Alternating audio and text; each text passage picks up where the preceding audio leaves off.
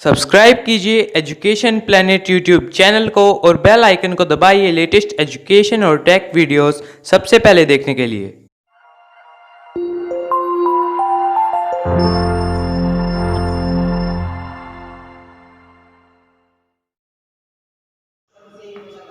अपने काल का प्रथम भाग, जिसमें अपने काल की परिभाषा, काल के भेदों के नाम, वर्तमान काल के विभिन्न प्रकार के उदाहरणों तक अपने किया था। तो काल का दूसरा भाग यानी कि दूसरा पार्ट हम कर रहे हैं। तो उसके अंतर्गत देखेंगे काल का जो दूसरा भेद है भूतकाल के भेद। तो भूतकाल के भेद, इसके 7 भेद होते हैं। भूतकाल को अपने 7 भागों में विभाजित किया गया है, जिसका पहला नाम है सामान्य भूत, दूसरा है आसन भूत, तीसरा है पूर्ण भूत, चौथा है अपूर्ण भूत, पांचवा है संदिग्ध भूत, छठा है संभाव्य भूत और सातवां है हेतु मद भूत। अब इनकी वाक्यों के आधार पर हम पहचान करेंगे। ये जो वाक्य दिए हैं इनसे इनका हम अंतर महसूस करेंगे। जैसा सामान्य भूत होता है तो उसमें क्या होता है, जैसे वाक्य बनाए कि उसने पत्र पढ़ा, यानी कि उसने पत्र पढ़ा, ये सामान्य भूत काल के अंतर्गत आता है। जैसे तूने पत्र पढ़ा, मैंने पत्र पढ़ा। आसन भूत, उसने पत्र पढ़ा है, यानी कि अंत में है लगा हुआ है, तो इस वाक्य में जो अंतर है वो आप लोगों के सामने पूर्णतः है। उसी प्रकार तूने पत्र पढ़ा है, तो यह आसन भूतकाल के अंतर्गत आता है। अपने पूर्ण भूतकाल का वाक्य देखेंगे, जैसे तुमने पत्र पढ़ा था, यानी कि पहले वो पत्र पूर्णतः पढ़ लिया, तो पढ़ा था तो पूर्णतः भूत में ये आता है। राधा ने भोजन बनाया था, अब नहीं बना रही, उसने बनाया था, यानी कि वो काल की जो क्रिया है वो पहले पूर्णतः समाप्त हो गई। अपूर्ण भूत, ये अपूर्ण भूत काल में आता है। जैसे राजा पत्र पढ़ता था, यानी कि उसकी पूर्ण घटना नहीं हुई है। मैं पत्र पढ़ता था, ये अपूर्ण भूतकाल का वाक्य है। इसी प्रकार संदिग्ध भूतकाल, यानी कि संदेह में कोई चीज होती है वो, जैसे हम जिनका संदेह नाम दे सकते हैं, इसका संदेह में कोई चीज होती है तो उसका वाक्य कैसे बनेगा। उसने पत्र पढ़ा होगा, तूने पत्र पढ़ा होगा।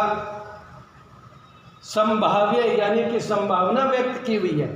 भूतकाल के अंतर्गत संभावना कहाँ व्यक्त होती है, जैसे वह वहाँ गया है, ये संभावना है, वो गया है कि नहीं गया है वो बात की बात है, लेकिन अपनी दृष्टि में वो वहाँ गया, मैं वहाँ गया हूँ, ये शायद में आता है, यानी कि वो गए थे या नहीं गए थे, वो शायद की क्रिया हो रही है। इसी प्रकार हेतु मद भूत, वह पत्र पढ़ता, मैं पत्र पढ़ता, ये हेतु मद भूत के अंतर्गत आता है। अब इसका तीसरा वाक्य है, तीसरा भेद है भविष्यत काल। तो भविष्यत काल के भी 3 भेद होते हैं। भविष्यत काल के 3 भेद होते हैं।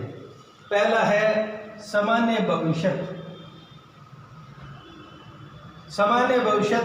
दूसरा है संभाव्य भविष्यत, जिसमें संभावनाएं व्यक्त हुई है।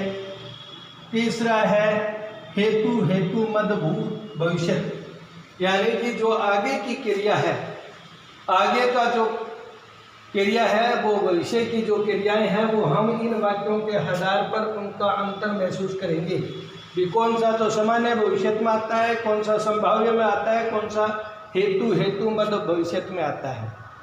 तो सामान्य भविष्य का पहला एक वाक्य देखिए, वह पढ़ेगा, यानी कि वो क्रिया करेगा।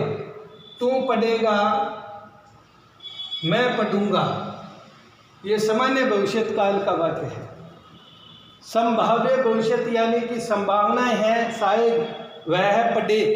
पढ़े नहीं पढ़े वो तो उसकी मर्जी है, लेकिन हम उसको राय के तौर पर, एक संभावना के तौर पे कह सकते हैं। जैसे वह पढ़े, तुम पढ़े, मैं पढ़ूं, ये शायद की प्रक्रिया है, ये शायद में आता है। इसी प्रकार इसका तीसरा भेद भविष्यत काल का हेतु, हेतु मद भविष्यत।